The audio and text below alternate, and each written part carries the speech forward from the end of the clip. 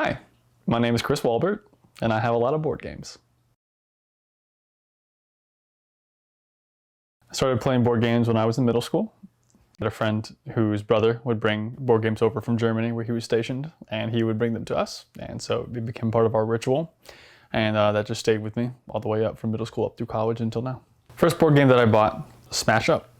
Smash Up I saw on Target, it just seemed like kind of fun and cute at the time. It's got like 16, I think, different decks.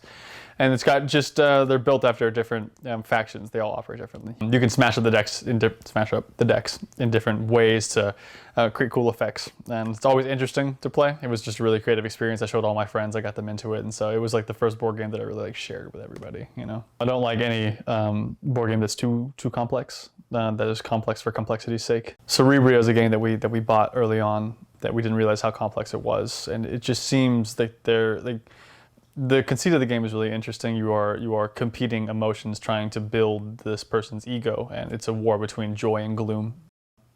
And so the premise is cool, but the board is so busy that it's hard to teach people, hard to get them in on it. And then when you're playing the game, you know what I mean? There are so many, like going back to the rule book, checking exceptions. It's really hard to get the ball rolling, so I don't appreciate that. I will play most bad games that look pretty.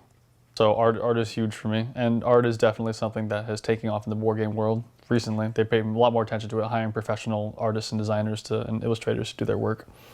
Other than that, it's got to be simple to teach. It's got to be something that, like, when people arrive, if you're doing a board game night, you don't want to hit them with like a textbook full of stuff and just be like, now study, you know what I mean? I want games that get to the point, get to the social aspect of it quicker than others. I like any game that involves tense decision making hard sacrifices, for other benefits. You know, I think that's the hallmark of a really good game. If you're making choices that really affect how you play the rest of the game. What kinds of board games exist? Well, okay, so I talked about there's bluffing, there's like liar's dice, there's area control, that's like Risk, and then they've like iterated that over and over again. You got deck building games, you've got games about like cats, as I said, like abstract strategy games. You've got historical games, conflict simulation games, intellectual property games like Dune and Star Wars and Lord of the Rings that try to emulate the theme and the emotions of the property, which are fantastic. You know, civilization building games I'm really into. It's about as varied as music, board games and their genres. If I had to pick one board game to keep, which one would it be? See, I'm inclined to say Skull, but we've actually had this Morgan and I have had this conversation before, and Skull was really easy to replace. It's like $20. It's very cheap.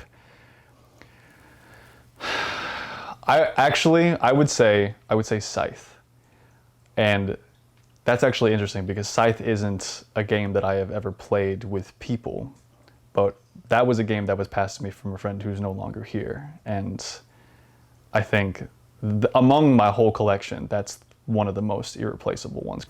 Successful board games are built on knowing their audience. Something like an intellectual property game really needs to capture the theme and the feeling quite well. So there are games like Dune that were very successful because in a game like Dune, prominent factions within the book are represented within the game and they interact with each other. And so if you were playing the Harkonnens, you feel like the Harkonnens. The Harkonnens are very violent within the game. If you are the Bene Gesserit, this is all Dune stuff, but if you are the Bene Gesserit, in the book they are clairvoyant. In the game there is a mechanic for clairvoyancy, and you feel that. You get the feeling of being the Bene Gesserit. It's wonderful. Apart from intellectual property games, something that is derivative of nostalgia. So Vampire the Masquerade was an early 90s sort of role-playing game that was outside of Dungeons & Dragons and really brought in like a younger crowd into that whole area. So Vampire the Masquerade Vendetta plays off that nostalgia, but then also, like with intellectual properties, embroils itself in the theme where you feel like you embody the values of the factions within that game. So, apart from theme, I'd just say again, it's easy to understand, pretty to look at, and has a lot of good decisions. That is, I think, those like the three tenets of what makes a really successful board game. If it's simple, if it's pretty, and you are making fun, tense decisions the whole time.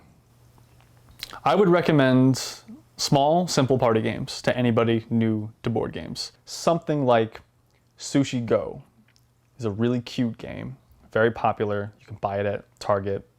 It was really good for families, you know what I mean? And it's really lighthearted. Again, I'll recommend Skull. I think that's just, you gotta have Skull. It's such a good game. If somebody was more inclined towards like a chess kind of game, there's a game called Boop that we recently acquired that's like kittens bouncing on the bed, and it's an absolute joy. And I think it's really easy to pick up for anybody getting into board gaming.